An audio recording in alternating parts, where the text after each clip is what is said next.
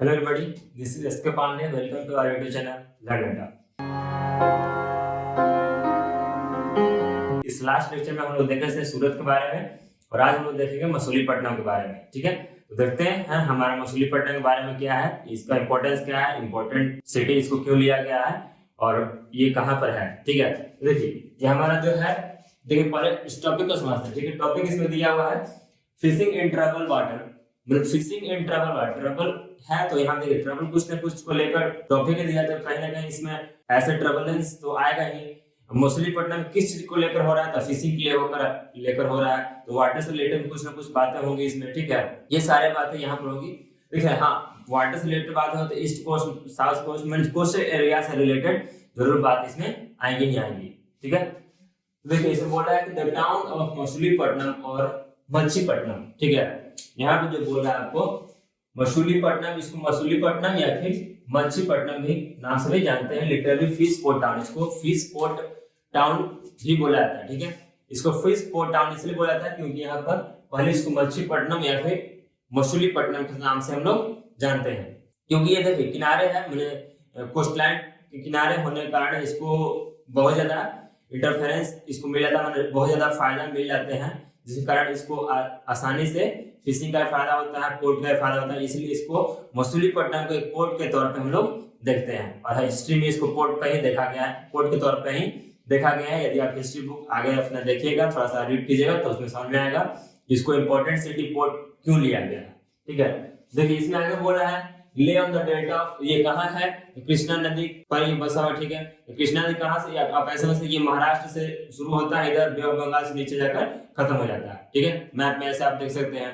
और इसमें आगे आपको बताता है, देखिए यहाँ पे ये बोल रहा है both Dutch and English east India company. ठीक है, देखिए आप पढ़ेंगे English east India company, Portuguese east India company आने वाले कुछ लेक्चर में, या फिर आने वाले क्लास में पढ़ेंगे फ्रेंच ईस्ट इंडिया कंपनी। ऐसे करके सारे लोगों को ईस्ट इंडिया कंपनी क्यों बोला गया, सारे लोग भारत पर ही क्यों आ रहे थे, क्योंकि सारे लोग को कहीं ना कहीं पता था कि भारत के लोग बहुत भोले भाले होते हैं, उनको इसलिए हम लोग किसी चीज का उपहार देकर या फिर दिल से मनाएंगे या फिर बोलेंगे तो इस तरह से वो लोग मान जाएंगे। यानी कहीं ना कहीं भारतवासी को लोग बुद्धू समझते थे, सोचते थे कि इनका हम राज कर सकते हैं, और भारत को सोने की चिड़िया होने की वजह से वो लोग यहाँ पर ज्यादा आते थे, क्योंकि पुराने जमाने में भारत को सोने की चिड़िया कहा जाता था।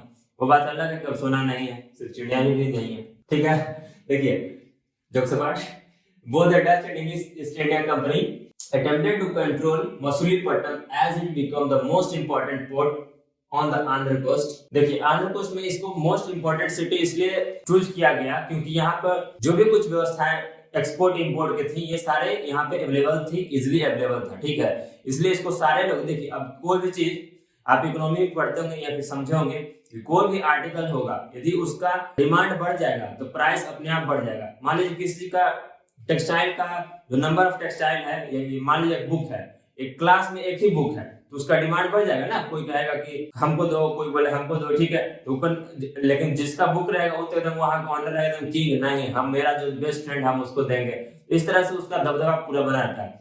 मसूलीपट्टनम में भी कुछ ऐसा ही हुआ। मसूलीपट्टनम क्या है कि ये धीरे धीरे वर्चस्व होने लगा, यहाँ पर सारी जो व्यवस्थाएं बढ़ने लगी, जिसके कारण सारे लोग east India company, Dutch east India company, ये सारे लोग जो है यहाँ पर आकर रहने लगे और अपने कब्जा जमाने का कोशिश करने लगे। ठीक है, लेकिन यहीं पे आप मेन पावर का बात होता है the Qutub shahi ruler of Golconda. Golconda के जो कुतुब शाही रूलर थे जो थे, वो सर इम्पोज रोल, ये क्या शुरू कर दिए ना, मोनोपोलिस। ठीक है, वो मोनोपोलिस शुरू कर दिए। मोनोपोलिस आप ऐसे समझते, टेक्सटाइल, स्पाइसेस, अदर यहाँ पर पढ़ लीजिए पूरा item and prevent the trade for passing of rating into the hand of the various east India company. इसको ईस्ट इंडिया कंपनी बोले हैं। ठीक है, शॉर्ट में लिख दिया। देखिए वहां कुतुब शाही जो थे रूलर, वो सोचे कि हम कंप्लीटली, आप देखेंगे इससे पहले हिस्ट्री आप थोड़ा पढ़े होंगे या फिर जानते हो, तो बोला गया कि जो भी ईस्ट इंडिया कंपनी जो है पहले धीरे धीरे आया मसाला का व्यापार करने के लिए, फिर आया धीरे धीरे, होता नहीं कि किसी को बैठने का जगह दीजिएगा तो वो पूरा लेटने की व्यवस्था मांगने लगता है, तो वही सारा चीज वो अपना शुरू में व्यापारी की तरह आया, फिर यहाँ वर्चस्व करने लगा। लेकिन ये कुतुब शाही जो थे वो पहले से ही इनका जो भी व्यवहार था, रवैया था, उसको समझ चुके थे, तो बोले थे कि हम इनको उतना बढ़ने ही नहीं दें कि हमारे राज्य पर मैंने अपना वर्चस्व छोड़े। ये हर जगह अपना मोनोपोली कर दिया, मैंने रूल लगाने लगे तरह तरह के। नहीं ऐसा नहीं, ऐसा होना चाहिए, ऐसा नहीं। तो यहाँ पे क्या हुआ कि मसूलीपट्टनम में डच ईस्ट इंडिया कंपनी वो चाहता था अपना रूल करना, लेकिन उसका उतना जमा नहीं, फायदा नहीं हो पाया, ये कहिए उसका अपना रूल यहाँ पे चला नहीं। ठीक है, तो उसमें भी फायदा किसका हुआ, देखिए आगे से आप आगे समझते हैं। The Golconda noble Persian merchant Telugu Komati Chettis and the European traders made the city populous and prosperous. देखिए जितने भी ट्रेडर आए, देखिए ट्रेड होगा, आएंगे जाएंगे, तो वहां पर सारे इसके लास्ट लेक्चर में बताए थे, वो लोग बड़े बड़े बिल्डिंग बनाते थे, पार्क बनाते थे, क्योंकि जो भी ट्रेडर्स आए उनको अच्छी व्यवस्थाएं मिल सके, अच्छा फैसिलिटी मिल सके। ये सारे तो पॉपुलस तो हो गए, धीरे धीरे फैसिलिटी अच्छा रहेगी, बिल्डिंग अच्छे बनेंगे, बड़े बड़े पार्क बनेंगे, तो वहां पे प्रोस्पेरिटी बढ़ेगी। ये सारी चीजें होती रहती है। और इसमें मेन फायदा जो हो था कुतुब शाही का फायदा हो रहा था। ठीक है, कुतुब शाही जो गोलकोंडा के रूलर थे। उसके बाद फिर आते हैं हमारा ईस्ट इंडिया कंपनी में रूल करने के लिए हमारा जो मेन वर्चस्व था, उसमें नॉर्थ में हमारा, अभी मिडल ऑफ नॉर्थ में देखिएगा मैप में, मुगल उस टाइम रूल कर रहे थे। मुगल का तो पूरा ऊपर से कवर कर ही चुके, लेकिन वो धीरे धीरे नीचे में भी अपना कवर कर रहे थे। देखिए उसके ही बाद आते हैं हमारा extended their support to Golconda by Mughal. बोला कि आप ऐसे समझिए, मुगल का सपोर्ट गोलकोंडा के राजा को मिला। मुगल आराम से छोड़ दिया कि गोलकोंडा के राजा और आप डच कंपनी आपस में लड़ लीजिए, लड़के जो एक बचेगा उससे हम निपटा लेंगे। ठीक है, तो ऐसा वो लोग मैंने मुगल सोच रहे थे, क्योंकि मुगल तो ऊपर से पूरा राज करते हुए आ रहे थे, ऊपर राज करते हुए नीचे से होते हुए आ रहा था औरंगजेब। यहाँ देखिएगा लास्ट में फिर क्या होता है, वो राष्ट्र में वही होता है कि जो मुगल दिमाग लगाए थे। लास्ट में क्या होता है 86 टू 87 मैंने 1600 देखिए यहाँ दिया हुआ है 1686 टू 87 मुगल एम्पायर नेक्स्ट मैंने औरंगजेब जो होता है उसको अपने पर मैंने क्या उसको जीत लेता है। ठीक है, जितने बार वो अपने अंडर में कवर कर लेता है, यहाँ से अब पावर का डिवीजन होने लगेगा। ठीक है, ये अब तक सारी बातें हुआ। मेन इंपॉर्टेंट है आपको इस टॉपिक से याद करने वाली सारी बातें, ऐसे तो इंपॉर्टेंट है सारी बातें, इससे शॉर्ट तो हो ही नहीं सकता। हम खुद चाहते हैं कि जितना शॉर्ट से शॉर्ट हो सके बताएं, और बस इतना ही समझ सकते हैं कि जो भी लेक्चर है अपने एक लेक्चर को कंप्लीटली देखिए। कंप्लीटली देखने का मतलब कि 10 से 15 मिनट का जो लेक्चर होता है उसको कंप्लीट देखिए, वो आपके लिए सफिशिएंट है एक टॉपिक के लिए। राइट, देखिए तो यहाँ से डिस्ट्रीब्यूशन होता है पावर का। ठीक है, मींस मसूलीपट्टनम में किसका पावर ज्यादा रहेगा, क्योंकि मीर साहिब यहाँ से तो अपना गोलकोंडा का वर्चस्व धीरे धीरे हटा चुके थे, क्योंकि औरंगजेब वहां पर अपना अटैक करके सारी चीजें अपने कब्जे में ले लिया था। क्योंकि ये भी जो भी सारी चीजें हैं मसूलीपट्टनम के बारे में ये मुगल के अंडर आ गए। ठीक है, देखिए यहाँ से कॉम्पिटेटिव लेवल में सिंपल एक क्वेश्चन पूछता है, या फिर आपके जो भी कॉम्पिटेटिव लेवल के घर में तैयारी करते हैं वो पूछ सकते हैं कि पहला बार ईस्ट इंडिया कंपनी जो है जो वर्चस्व है वो कहाँ बनाने की कोशिश किया तो बोल सकते हैं। लेक्चर लास्ट क्लास में हम लोग बताया था कि कोशिश करने का जब बात बोलेगा, शुरू में वो कोशिश किया था सूरत में। ठीक है, लेकिन सूरत में नहीं होने के कारण वो अपने बनाया था वेस्ट बंगाल कोलकाता में। ठीक है, ऐसे आप कर सकते हैं कि ऐसा नहीं बोल दीजिएगा कि सूरत में नहीं बनाया कि वो बनाया था मसूलीपट्टनम में। ठीक है, तो आप ऐसा नहीं समझ बोल दीजिएगा कि शुरू में टेक्सटाइल का जानकारी के बारे में, कपड़ा के बारे में फेमस था सूरत। ऐसा नहीं, वो सूरत वो जो अपना फर्स्ट कंपनी बनाया था वो मसूलीपट्टनम में ही बनाया था ये लोग। देखिए अब यहाँ से पावर का डिस्ट्रीब्यूशन कैसे होगा। ठीक है, देखिए इसमें बोल रहा है कि the European company began to look for alternative centre. बोला कि अल्टरनेटिव सेंटर इसलिए ये इस्तेमाल किया क्योंकि जहां पे मसूलीपट्टनम था वहां पे तो ये औरंगजेब आ गया था, अपना मोनोपोलिस्ट शुरू कर दिया। तो वो ईस्ट इंडिया कंपनी के बारे में जो भी उसका रूल था, रूल को फॉलो नहीं किया, अपना अलग से टैक्स लगाने लगा, डिफरेंट चीजें वो अपने तरह से लगाने लगा। इस जो भी कंपनी रूल को फॉलो ही नहीं करता था, वो नहीं चाहता था कि ये कंपनी रूल धीरे धीरे वर्चस्व अपना फैलाए और हमको टैक्स देने लगे। इसलिए वो क्या कर इतना उस पर अटैक करता था कि वो मैंने ज्यादा अपना वर्चस्व यहाँ पर नहीं फैला सके और मैंने औरंगजेब के अंदर ही रहे।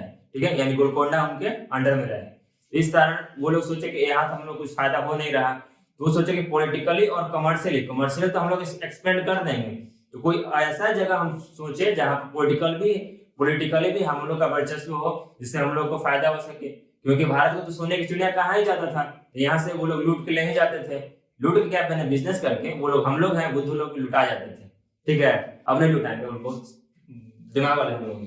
देखो बोला change the policy east India company मेरा पॉलिसी चेंज करना चाहता था। हाँ, तो औरंगजेब बोला कि यहाँ से आप लोग निकल जाइए, हमको कोई लफड़ा उतना टेंशन नहीं। मैंने औरंगजेब नहीं चाहता था कि यहाँ पे जो भी उनका मुगल का तो वर्चस्व रहे ही, बट कंपनी रूल यहाँ पे ज्यादा पर नहीं अपना वर्चस्व जमा पाए, इसलिए वो लोग एक अल्टरनेटिव ऑप्शन चूज करने लगे। तो अल्टरनेटिव ऑप्शन चूज किए तो उसी कारण हमारा यहाँ पर बता रहे हैं बॉम्बे, कोलकाता और चेन्नई का धीरे धीरे उद्गार हुआ, यानी कि विकास हुआ।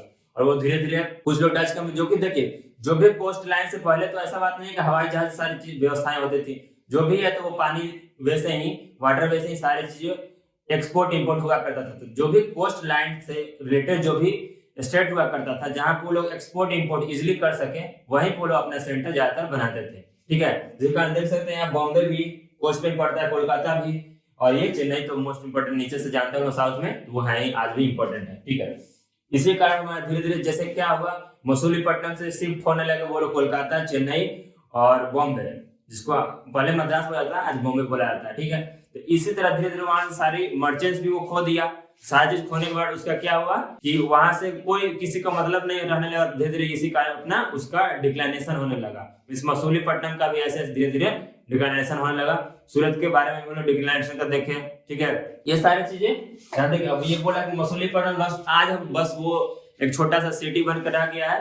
पिछले कुछ मैंने ईस्ट इंडिया कंपनी को थोड़ा थोड़ा छोटे छोटे जो मर्चेंट्स हैं वहां पे आते हैं अब, और ज्यादा भी जो भी कुछ बड़े बिजनेस का होता है बात, वो हमारा बॉम्बे, कोलकाता और चेन्नई से सारी व्यवस्थाएं होती हैं। ठीक है, तो अभी तक हम लोगों ने देखा ईस्ट इंडिया कंपनी के बारे में और मसूलीपट्टनम के बारे में ये सारी बातें, और अगले लेक्चर में हम लोग देखेंगे कुछ इससे आगे। ठीक है, तब तक के लिए stay connected. Thank you very much.